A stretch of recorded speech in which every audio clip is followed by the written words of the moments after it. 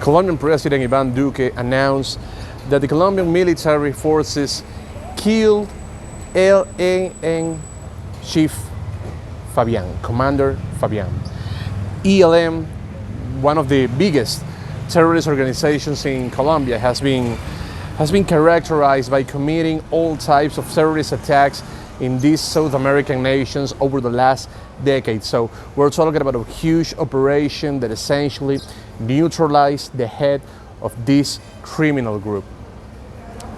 Of course, this operation was essentially executed through a bomb attack that the Colombian military executed through different airplanes on the Colombian jungle. Naturally, once President Duque announced this situation, once President Duque announced the death of Commander Fabian, the ELN eventually published a public letter in which they said that the Commander Fabian basically didn't die on the bomb at that precise moment, but he died essentially because of the injuries that he suffered from the bombings in a clinic in the city of Cali. In addition to this announcement, the ELN basically published a public threat to the Colombian government. They said that they were going to get revenge and that this situation won't get like it is. They will eventually get revenge for the death of their leader. So the Colombian government, of course, already deployed military in different locations of the country.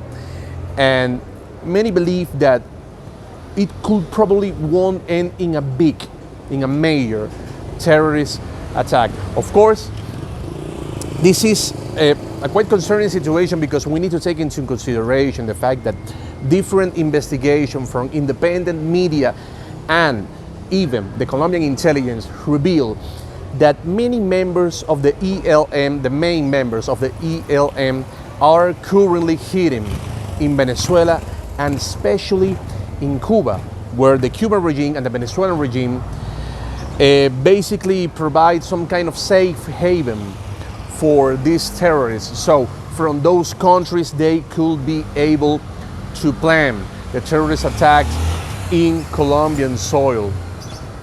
Naturally, many believe that this could have a pretty significant repercussion for the upcoming presidential elections in Colombia that will be celebrated next year, because the Uribismo, which is essentially the political movement commanded by former President Álvaro Uribe and his party, Centro Democrático, currently has the presidency with President Iván Duque, who is part of the Centro Democrático. And this party has always been characterized by having a strong hand and iron fist against crime and against terrorism. So this situation could probably represent pretty good news in terms of raising their popularity before the presidential elections, especially because the main candidate to win the election, Gustavo Petro, he used to be part of one of the most gruesome guerrillas in Colombia, which was the M19. So this situation with the ELN and the killing of the chief, Commander Fabian, could represent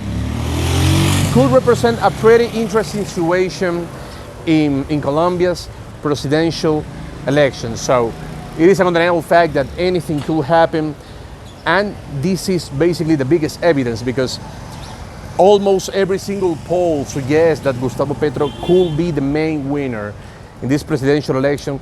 But this situation with the ELN not only represent a pretty significant news in terms of crime, terrorism, and security, but also politics, especially before the Colombian presidential election. Reporting from Medellin, Colombia, Luis Orozco, Newsweek.